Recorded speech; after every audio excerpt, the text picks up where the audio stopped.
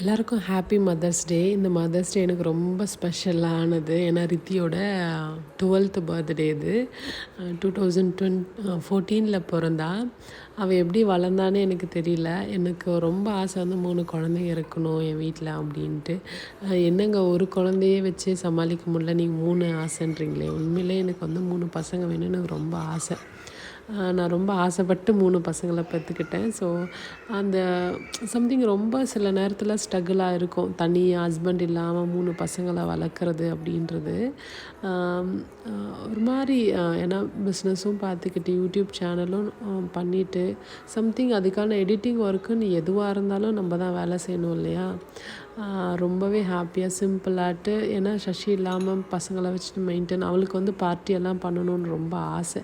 எனக்கு தெரிஞ்சு அது வேஸ்ட் ஆஃப் மணி நான் ரொம்ப திங்க் பண்ணுவேன். அந்த காசை தான் சேவ் பண்ணி வச்சுக்கோ ரித்தின்னு தான் சொல்லுவேன்.